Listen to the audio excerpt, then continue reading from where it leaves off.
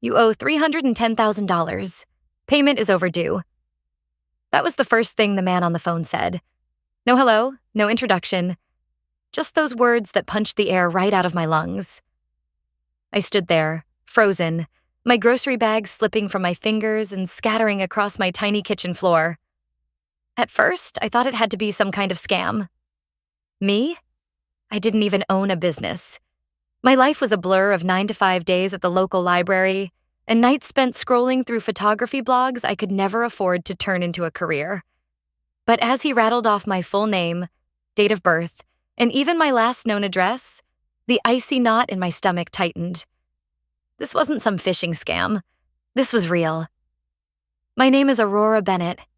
I croaked, gripping the counter so hard my knuckles went white. I think you have the wrong person. The man was calm, almost bored.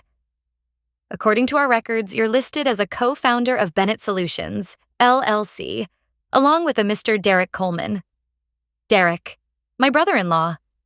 The same Derek who had spent every family gathering bragging about his next big business idea. The same Derek who once, 2 years ago, asked if he could temporarily use my name for some bank paperwork because his own credit was a little rocky after the divorce. I had said no, or at least I thought I had. The rest of that call was a blur. Words like default, legal action, and asset seizure swirled around me while my heart pounded so loudly I could barely hear. When I finally hung up, I sank onto the cold tile floor, the sharp pain in my knees grounding me to the moment. I wrapped my arms around myself and rocked slowly back and forth, the panic closing in from all sides. It had to be a mistake. It had to be. Shaking, I pulled out an old laptop and started digging. Public records, company registrations, anything I could find. And there it was, in black and white. Bennett Solutions, LLC. 2 names listed under founders, Derek Coleman, and me. My signature was scrawled neatly across the bottom of the registration form, except it wasn't my signature. It was close. Close enough that someone glancing quickly might not catch it. But I knew the way my hand always twitched slightly on the R, the way I looped the B too high. The signature was too clean, too perfect, too fake. I slammed the laptop shut and pressed my fists against my forehead, breathing hard. He had forged my name. He had made me legally responsible for his failure. And the worst part? Rachel, my sister, Derek's wife, had to have known. I thought about every holiday dinner where Rachel brushed off my worries. Every time she said things like, "Oh, Derek's just under a lot of pressure, you know how business is." All those times they had smiled across the table at me, laughing and joking while quietly tying a financial noose around my neck. The betrayal burned through me, hotter and heavier than any anger I had ever felt. It wasn't just about the money. It was about the trust they shattered like it was nothing more than a paper cup at a party. I didn't sleep that night. I just sat there, staring at the ceiling, feeling the weight of every choice they made pressing down on my chest. By sunrise, I knew what I had to do. I wasn't going to call and beg for explanations. I wasn't going to plead for forgiveness they would never genuinely offer. I was going to confront them, face to face, at the one place they couldn't fake their way out of it, my niece's birthday party that weekend, in front of everyone. And I wouldn't be coming as the dependable little sister they thought they could silence anymore. Numbered this time, they were going to see exactly what they had created. And they wouldn't even realize the storm had already begun until it was far too late. The day of the party arrived, heavy and thick like the minutes before a thunderstorm. I pulled into my sister's driveway, staring up at the house they were so proud of, bought on the back of my stolen name. Balloons bobbed lazily at the mailbox, spelling out, "Happy 5th birthday, Ellie," in bright, childish letters. I tightened my grip on the steering wheel, forcing myself to breathe. This wasn't just a birthday party anymore. This was the scene of a crime. Inside, the house buzzed with noise. Children shrieked with laughter. Adults clinked glasses and traded gossip. Rachel floated from group to group, all smiles and easy laughs, while Derek lounged near the grill like a man without a care in the world. Seeing them so, casual, so normal, made my blood boil. I kept my expression neutral, weaving through the crowd until I spotted them together by the patio doors. It had to be now, before my courage cracked under the weight of their lies. "Hey, Rachel," I said, my voice light enough to pass for casual. "Can we talk?" She smiled. So easy, so fake, and nodded. We stepped into the quieter hallway just off the kitchen, away from prying eyes and ears. "What's up, sis?" she chirped, brushing non-existent lint from her designer blouse. I pulled the folded papers from my purse, the printouts of the business registration forms, and held them out. She frowned, taking them reluctantly. The change was immediate. Her face paled, the fake smile slipping like a cracked mask. Behind her, Derek appeared, beer in hand, his lazy grin fading fast. "You signed me up for your business without telling me," I said, voice low but razor sharp. "You forged my signature. You made me legally responsible for your debt." Rachel's mouth opened and closed, no sound coming out. Derek recovered first, laughing a little too loudly. "Come on, Rory," he said, using the nickname only he insisted on. "It's not a big deal. It's just paperwork. No one's coming after you." "Actually," I said, pulling out the letter from the law firm like a magician revealing a final trick. "They already have." The air between us thickened until it was hard to breathe. Rachel grabbed my arm, her fingers digging into my skin. "Don't overreact," she hissed. "We were going to fix it. Derek's new venture is about to take off, and then it'll all be fine." "New venture," I repeated, my voice hollow. They had no intention of fixing it. They were just hoping I wouldn't notice until it was too late. I said no, I whispered, stepping back. "And you did it anyway. You didn't ask. You didn't even warn me, you just used me." Rachel's face twisted, something bitter and ugly flashing across her eyes. "We're family," she snapped. "Family helps each other. You wouldn't even be in this situation if you didn't make such a big deal out of it." There it was, the real truth, not guilt, not regret, entitlement. They believed I owed them everything simply because we shared blood. Behind me, the party noises carried on. Balloons popping, children giggling, adults laughing. And I realized just how invisible my pain would be to them if I stayed silent. Not this time. I squared my shoulders and stared straight into Rachel's panicked eyes. "I'm fixing it," I said clearly. "But not for you." Before she could speak, before Derek could spin another excuse, I turned and walked out, straight through the crowd, past the cake table and the guests and the tangled strings of half-deflated balloons. I didn't look back. As I reached my car, my phone buzzed. A new email. Subject line: "Confirmation of legal consultation. Ms. Aurora Bennett." I smiled for the first time in days. It was already too late for them. They just didn't know it yet. The day after the party, I sat at my kitchen table, a half-drunk cup of coffee growing cold beside me. My hands shook slightly as I reviewed the plan Ms. Barnes and I had put together. It was aggressive, it was final, and it was the only way to claw back the life they had tried to bury me under. First step: file a formal fraud complaint with the state.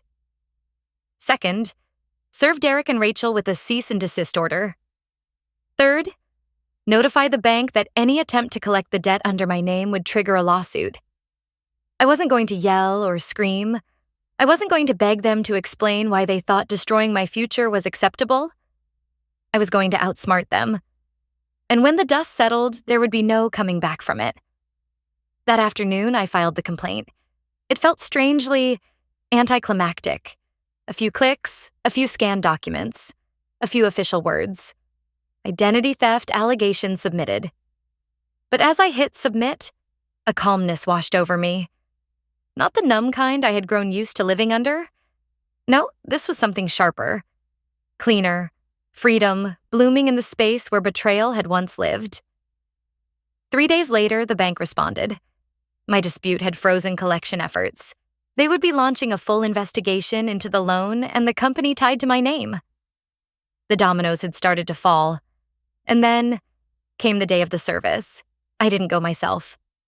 I paid a private process server, a woman named Trina, who, according to her Yelp reviews, made grown men cry, to deliver the cease and desist papers straight into Derek's smug little hands at his office. I wish I could have seen it. By that night, my phone exploded with calls. First Rachel, then Derek, then Rachel again. I let every call go to voicemail. Each new message got angrier, more desperate. First, it was pleas, then threats, then pure panic. "You're ruining everything, Rory. How could you do this to us?" As if I had signed their names on fraudulent documents. As if I had stolen years of their life and crushed it without a second thought. I almost felt sorry for them. Almost. A week later, Ms. Barnes called with news. "You're not going to believe this," she said, a rare hint of amusement in her voice. "Derek actually tried to file a counter-complaint." I blinked. "What?" "He claimed you were a silent partner in the business, that you verbally agreed to co-own it." I laughed. A short, sharp bark of disbelief. "He has no proof," I said flatly. "None," she agreed. "In fact, we found something even better." I sat forward, heart pounding. "When he forged your signature," she continued, "he accidentally listed an incorrect version of your social security number on some of the official documents. It's not even legally binding." The world tilted slightly around me, all this time, all this fear. And he hadn't even gotten the details right. He had burned down his own future with a fake signature and a typo. Ms. Barnes chuckled dryly. "With the evidence we have now, Aurora, not only can we get your name completely cleared, we can sue for damages. Emotional distress. Defamation. The works." I gripped the edge of the table, feeling something deep inside me shift. Not anger, not bitterness, power. Real, undeniable, earned power. For the first time since this nightmare began, I realized I wasn't just surviving anymore. I was winning. The best part? They didn't even know yet how badly they had already lost. By the time the lawsuit paperwork was officially filed, something inside me had fundamentally changed. I wasn't scared anymore. I wasn't scrambling to fix the mess they made. I was hunting. It started small. Simple things. I pulled my credit report monthly, documented every irregularity. I changed all my passwords, locked down my bank accounts, even installed a security system in my tiny apartment. Every step felt like reclaiming a piece of myself they thought they could steal. And then came the beautiful part, the financial audit. Ms. Barnes, bless her ruthless soul, had contacts with forensic accountants who specialized in uncovering fraud. For a reasonable fee, and fueled by the promise of a juicy civil case, they dove into Bennett Solutions' books with gleeful precision. It took less than 3 weeks for them to find it. Multiple instances of false expense claims, fabricated invoices, bank statements that showed Derek had siphoned loan money directly into his personal account to fund his entrepreneur lifestyle, new cars, luxury vacations, even a backyard renovation that made Rachel the envy of the neighborhood. And here's the twist. Some of those luxury expenses were listed under my name. He hadn't just forged my identity for the company. He had pretended I was withdrawing company money for my own personal gain. On paper, I looked like a co-conspirator in their fraud. If the investigation had gone the other way, I could have ended up facing criminal charges, jail time, for crimes I didn't even know were being committed.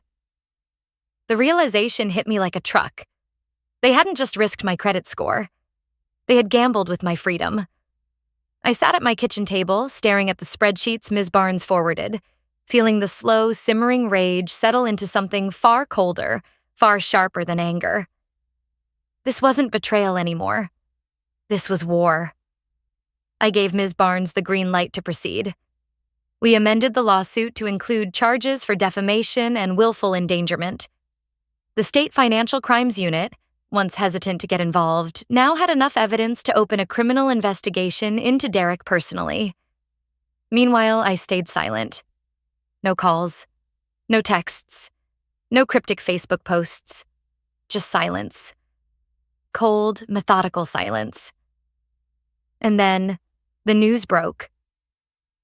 An investigative journalist, tipped off by public court filings, published a damning article. Local businessman accused of massive fraud and identity theft, facing potential criminal charges. Derek's name was plastered all over the article. Rachel's too, by association. Their perfect suburban life, the one they built by gutting mine, shattered overnight. Rachel's real estate license was suspended pending an ethics review. Derek's current business ventures evaporated as partners pulled out, terrified of the scandal. Their faces, once so smug and superior, now stared hollowly from grainy newspaper photos. I didn't celebrate. Not out loud. Instead, I did something better. I booked a weekend trip to a quiet cabin upstate. No phone, no internet. Just me, a stack of books, and the healing hum of trees whispering in the wind. The night before I left, I got an email from Ms. Barnes. Simple. To the point. They've offered to settle. Full financial restitution, public apology, and Rachel and Derek have agreed to relinquish any future claims against you in perpetuity. In other words, they had surrendered. Everything. I sat back, letting the weight of it settle over me. I hadn't screamed. I hadn't begged. I hadn't even raised my voice. I had simply stood my ground, silent, relentless, unbreakable, and watched as the truth did what rage never could. But the real twist, the one that still makes my heart race when I think about it, the same day Derek and Rachel offered their apology and full settlement, the police served Derek with a formal criminal indictment. Identity theft, wire fraud, conspiracy to defraud. Even if I dropped the civil case, the state wasn't dropping theirs. Their downfall was no longer in my hands. It was already written.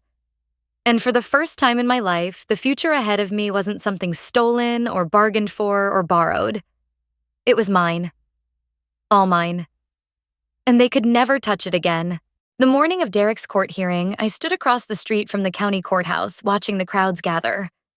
News vans lined the curb, reporters jostling for space, cameras trained on the entrance like vultures circling a wounded animal. I almost didn't come. Part of me thought it was better to leave the past in the past, but something deeper pulled me there. Not out of vengeance, but to witness the final chapter with my own eyes. I stayed tucked behind a coffee cart, the steam from my drink rising into the cold morning air as Derek and Rachel arrived. They looked small, not just physically, but spiritually. The confidence, the arrogance. They were gone, stripped away by months of investigation, court filings, public humiliation. Rachel kept her head down, hiding behind oversized sunglasses. Derek walked stiffly, jaw clenched, eyes darting around like a man already halfway to a prison cell. The cameras clicked. The reporters shouted questions, and they had no answers. Watching them, I felt no rush of triumph, no surge of cruel satisfaction. Just a deep, unshakable peace. They had tried to bury me under their lies. Instead, they buried themselves. Inside the courtroom, I sat quietly in the back as the charges were read aloud. Identity theft, wire fraud, conspiracy to commit fraud. Each word felt like a stone being carefully laid on the scales of justice. When the judge announced that Derek would stand trial and set his bail astronomically high, Rachel let out a broken, gasping sob. For a moment, the courtroom seemed frozen. The same woman who once smiled sweetly while standing on my shoulders now realized there was no one left to catch her fall. I slipped out before the session ended, not needing to hear the rest. The story was already written. And for once, I was no longer the background character in someone else's disaster. Outside, the sun broke through the clouds, casting sharp, clear light over everything. I didn't rush home. I walked slowly, breathing deeply, feeling the cold air fill my lungs like a baptism. This wasn't the ending I thought I wanted. No explosive confrontation. No screaming matches or dramatic public takedowns. Just the slow, steady grind of the truth. And in the end, that was enough. Sometimes the people closest to you are the ones who will take the most if you let them. Forgiveness doesn't mean putting yourself back into the fire. Love doesn't mean erasing yourself to keep the peace.